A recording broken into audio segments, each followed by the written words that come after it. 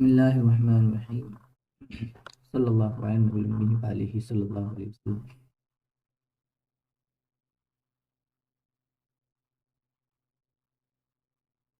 تو ہو گئے تھے یہاں سے 11واں سبق ہے دعوت الوالدی، والد کو دعوت، مضاف مضاف لے ہیں دونوں، ٹھیک ہے، دعوت الوالدی مضاف مضاف لے۔ اور مضاف مضاف لے کے بارے میں انہوں نے بتایا تھا کہ مضاف مضاف لے میں سے اکثر ایسا ہوتا ہے کہ جو مضاف ہوتا ہے نا وہ نکرہ ہوتا ہے اور مضاف لے معرفہ ہوتا ہے۔ معرفہ اور نکرہ آپ جانتے ہوں گے، معین چیز پر جو دلالت کرے اس کو کہتے ہیں معرفہ، غیر معین پر جو دلالت کرے اس کو کہتے ہیں نکرہ، یعنی جو خاص چیز بتلائے وہ معرفہ ہے اور عام نکرہ ہوتا ہے، ٹھیک۔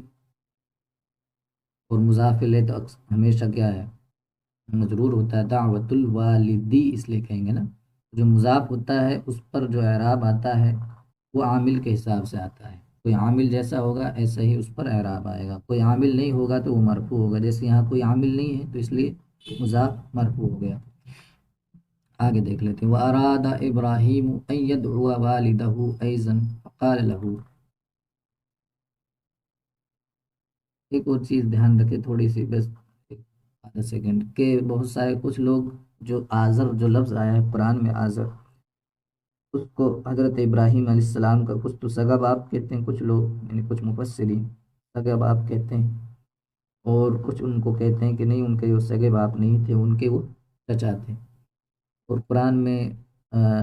اب لفظ جو آیا نا، اب کا معنی باپ بھی ہوتا ہے اور اب کا معنی چچا وغیرہ بھی ہوتا ہے۔ اب جو بولا جاتا ہے نا، کوئی چچا کے لیے بھی بولا جاتا ہے عربی میں، اور دادا کے لیے بھی بولا جاتا ہے، دادا پر دادا کے لیے، سمجھ گئے، آبا، آبا و اجداد بولتے ہیں نا، آبا۔ اس قرآن میں ایک اور جگہ چاچا کے لیے بھی آیا ہے اب، اور دادا وغیرہ کے لیے بھی آیا، پہلے پارے میں ہی آیا ہے وہ کہ حضرت یعقوب علیہ الصلاۃ والسلام کو واقعہ آتا ہے پہلے پارے میں، لاسٹ میں آتا ہے، لاسٹ والے رکوع میں۔ بہرحال تو جو اب لفظ آتا ہے نا وہ چاچا کے لیے بھی آتا ہے اور والد کے لیے بھی آتا ہے، تو اس لیے مفسرین میں اس پہ اختلاف بھی ہے، بہت کچھ مفسرین میں نہیں بلکہ یہ کہہ لیجیے کہ جو ہسٹری داں ہیں، ہسٹری جو لکھنے والے ان کے اندر اختلاف بھی پایا جاتا ہے۔ تو یہ میں نے آپ کو اس لیے بتا دیا کہ کوئی اگر اس طرح کی بات ملے تو آپ کو سمجھ میں آ جائے۔ دعوت الوالدی، چونکہ یہ جو کتاب کے جو مصنف ہیں ان کے نزدیک خاص والد تھے، خاص باپ تھے ان کے ابراہیم علیہ الصلاۃ والسلام کے آزر، تو اس لیے انہوں نے والد لفظ استعمال کیا۔ اور والد بولتے ہیں خاص والد کو، سگے والد کو، سگا جو باپ ہوتا ہے اس کے لیے والد لفظ بولا جاتا ہے، سمجھ گئے۔ اور جب کہ اب جو ہوتا ہے وہ سگا بھی، سگے کے لیے بھی بول سکتے ہیں، اور جو چاچا وغیرہ دادا وغیرہ ان کے لیے بھی بول سکتے ہیں، لیکن ان کو والد نہیں کہہ سکتے، جیسے چاچا کو والد نہیں کہا جائے گا، ٹھیک، اسی طرح دادا کو بھی والد نہیں کہیں گے، اب تو بول سکتے ہیں عربی میں، یہ ہے بس، ہے نا۔ بہرحال ان کے نزدیک آزر تھے جو ان کے سگے والد تھے ہوں گے، کیونکہ یہ بھی ہسٹری لکھا کرتے تھے، یہ جو ابو الحسن ندوی ہے۔ واراد ابراہیم ان یدعو والدہ ایضا فقال له، اور ابراہیم علیہ السلام نے ارادہ کیا کہ وہ دعوت دے اپنے والد کو بھی، خاص طور پر چونکہ ان کے ساتھ رہا کرتے تھے خاص طور پر ان کو بھی دعوت دینا چاہا۔ ارادہ ابراہیم وہی فائل ہو گیا ارادہ کے لیے، ہے نا، اور ان یدعو والدہ ایضا یہ پورا مفعول ہو جائے گا ارادہ کے لیے۔ ان کس طرح کے ان، ہم جانتے ہیں ان مضارع جب آتا ہے تو منصوب کرتا ہے مضارع کو، ٹھیک، یدعوا اس لیے دیکھو یدعوا آ گیا، حالت نصبی میں کر دیا اس کو، تو ان ناصبہ، یدعوا فعل، اور ہوا فاعل کہ وہ دعوت دے، ہوا فاعل جو ابراہیم علیہ السلام کی طرف لوٹ رہا ہے، لوٹ رہی ہے، والدہ مضاف مضاف الیہ سے مل کر مفعول، ٹھیک، اور یہ مفعول مطلق ہو گیا، آزا ایزن مفعول مطلق ہوتا ہے۔ تو فاعل فاعل اور مفعول مطلق وغیرہ سب سے مل کر مصدر کی تعویل میں ہو جاتا ہے، ان مصدر کی تعویل میں کر دیتا ہے مضارع کو، مصدر کی تعویل میں ہو کر ارادہ کے لیے مفعول ہو جائے گا، تو فعل بفعل اور مفعول پورا اس طرح ہو جائیں گے، ہے نا۔ اچھا، ایک اور چیز، والدہ مضاف مضاف لے، ان کے بارے میں پہلے بتا چکا ہوں کہ جب کسی اسم کے ساتھ ضمیر ہوگی نا وہ ہمیشہ مضاف مضاف لے ہوں گے، جیسے والدہ یہاں آ گیا نا، تو ترجمہ دیکھ لیں، ابراہیم علیہ السلام نے اپنے والد کو دعوت دینا ارادہ کیا کہ اپنے والد کو بھی دعوت دیں۔ فقال لہو، تو انہوں نے اس سے کہا، قال میں ہوا ضمیر ہے ابراہیم علیہ السلام کی طرف لوٹ رہی ہے، اس نے کہا لہو، انہوں نے کہا یعنی ابراہیم علیہ السلام نے لہو کس کے لیے، اس کے والد سے کہا۔ فقال لہو، تو ابراہیم علیہ السلام نے اس سے کہا یعنی اپنے والد سے کہا۔ حالہ کے بارے میں بتا چکا ہوں، اس کے بعد لام صلہ آتا ہے، جس سے کہا جاتا ہے اس پر لام کو داخل کر دیا جاتا ہے۔ یا ابت لم تعبد ما لا يسمع ولا يبصر، یا ابتی اے میرے والد، ٹھیک، یہ یا ابتی تھا، یہ پیار کے لیے تا لگتا ہے، پیار محبت کے لیے بولتے ہیں نا۔ اے میرے والد،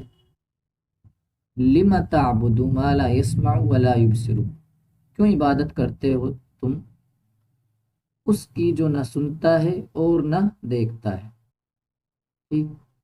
یا تو یہ حرف ندا ہے اور یہ مضاف پر داخل ہے، مضاف لے، یا یہاں حذف ہے یا، ٹھیک ہے نا، یا ابتی تھا، مضاف لے، جب یہ مضاف پر داخل ہوتا ہے حرف ندا تو اس کو منصوب کرتا ہے، تو یہ منصوب ہے یا ابتی۔ منصوب کیسے ہے؟ منصوب اس طرح ہے کہ جب جو واحد ہوتا ہے اس کی اضافت جب یا کی طرف ہوتی ہے تو اس کا اعراب تقدیری ہوتا ہے، تو یہ منصوب ہے تقدیراً، سمجھ گیا؟ تقدیراً منصوب ہے یہ۔ لما تعبدو، تم کیوں عبادت کرتے ہو، یہ تو ہو گیا، یہ تو منادہ، حرف ندا اور منادہ ہو گیا، ٹھیک۔ پھر وہ حرف ندا اور منادہ کے بعد اس کے جواب بھی آتا ہے، جواب ندا اس کو کہتے ہیں، تو یہ وہ ہے لما تعبدو ما لا يسمع ولا يبصر، یہ جواب ندا ہے۔ تو اس کے الگ سے لما، کیوں، یہ استفہام کے لیے آتے ہیں، کیوں تعبدو تم عبادت کرتے ہو، اور ما اس کے لیے ہو جائے گا مفعول بھی، پورا ملا کر ما اس میں استفہام ہے، لا یسمع فعل اور ہوا فاعل سے مل کر معطوف والے، واو حرف عطف، لا یبصر فعل بفاعل معطوف، ٹھیک، معطوف والے اپنے معطوف سے مل کر ما کے لیے صلہ ہو جائیں گے، میں موصول اپنے صلے سے مل کر مفعول بھی ہو جائے گا تعبدو کے لیے، سمجھ گیا؟ اس طرح اس کی ترکیب ہو جائے گی۔ تو تم کیوں عبادت کرتے ہو اس کی، یہ ما پورا مفعول ہے، اس کی جو نہ سنتا ہے اور نہ دیکھتا ہے۔ وَلِمَ تَعْبُدُ، پھر آگے وہی ترکیبیں آ رہی ہیں، وَلِمَ تَعْبُدُ مَا لَا يَنْفَعُ وَلَا يَضُرُّ، اور تم کیوں عبادت کرتے ہو اس کی جو نہ نفع دیتا ہے اور نہ ضرر دیتا ہے، نہ نقصان دیتا ہے، نہ نفع دے سکتے ہیں نہ نقصان دے سکتے ہیں، یا اس طرح کر لے۔ یا ابتی، اے میرے والد، لا تعبد الشیطان، شیطان کی عبادت نہ کرو، شیطان نے تو بہکایا ہوتا ہے غیر اللہ کی عبادت کے لیے، یا ابتی لا تعبد الشیطان، شیطان کی عبادت نہ کرو، امر ہے یہ، لا تعبدی ہے نا، لا تعبد الشیطان، تم شیطان کی عبادت نہ کرو، یہ لا تعبد ہے اصل میں، تو عبد یعبد سے نہیں ہوگا، لا تعبد، لیکن آگے ملانے کے لیے زیر لیا ہے، لا تعبد الشیطان، سمجھ گیا؟ انت اس میں فاعل ہے اور الشیطان مفعول ہے۔ یا ابتی اعبد الرحمن، یا ابتی یا ابتی اعبد الرحمن، اصل میں اعبد امر ہے، اعبد، اور پھر ملانے کے لیے آگے کیا ہے، زیر لیا ہے دال پر، الرحمن مفعول بھی۔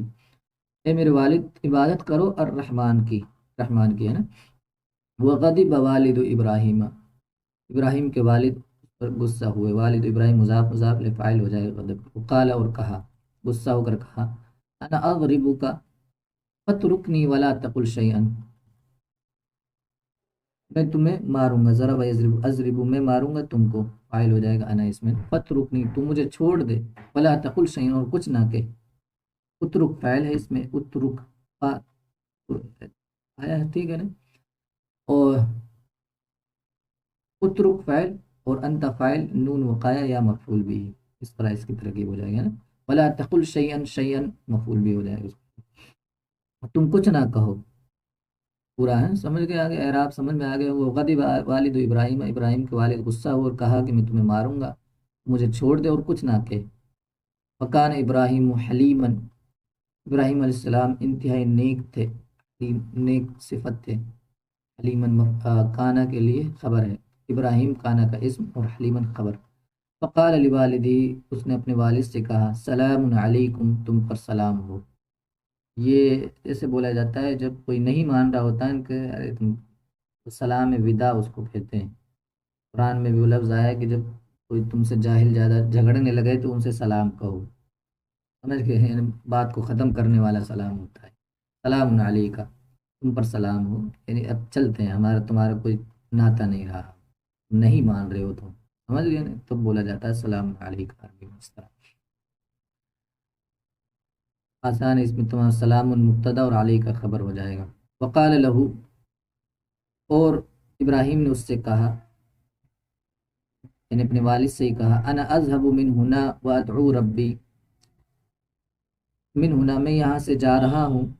اور میں دعا کروں گا اپنے رب سے، ٹھیک ہے، وہی وادعو فعل، فعل بفاعل، ربی مفعول،